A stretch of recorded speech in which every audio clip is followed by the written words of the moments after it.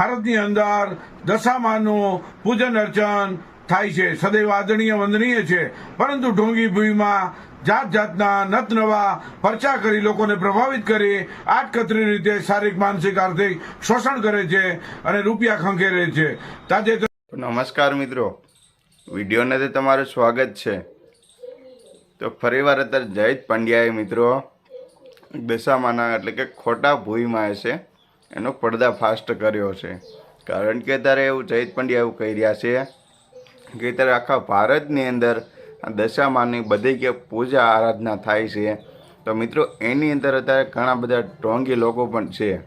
એટલે ઘણા બધા લોકો ઉપરા ઉપર એને ફેક અને અફવાઓ ફેલાઈ દે છે ને એવો ખોટા ખોટા ઢોંગ ધતિંગ કરે છે ને કે સાચા લોકોને એને પણ મિત્રો બદનામ કરે છે.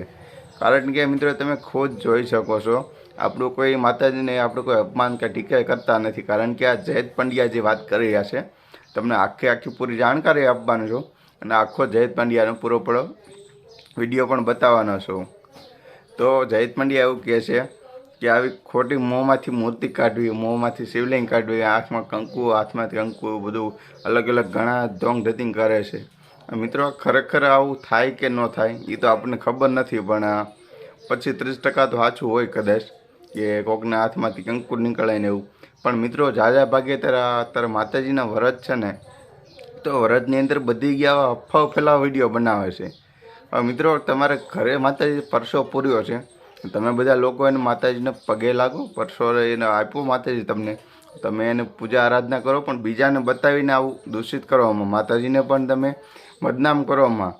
કારણ કે તમે તો બદનામ થાવ છો, સાથે સાથે માતાજી પણ બદનામ થાય છે. કારણ કે આ તમે ખોટી અફવાઓ ફેલાવી રહ્યા છો કે મોઢામાંથી મૂર્તિ નીકળી અને હાથમાંથી કંકુ નીકળે અને હાથમાંથી પૈસા નીકળે ને આ નીકળે ને ચૂંદડી નીકળે ને તે નીકળે. ઘણું બધું તમે મિત્રો સોશિયલ મીડિયામાં વિડીયા મૂકતા આ બધા આપણે જોયું છે, તમે સૌ કોઈ જોયા છે, મેં એકે નહીં.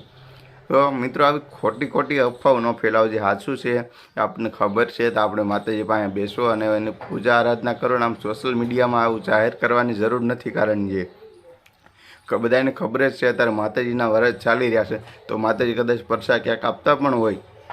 તો આવી તમે ખોટી અફવાઓ ફેલાવવામાં અને જયેશ પંડ્યા કહેશે એ તમે આખો પૂરો વિડીયો સાંભળી લો. અને એની પહેલાં વિડીયો પર જો તમે નવા હોય તો સબસ્ક્રાઈબ કરી દેજો.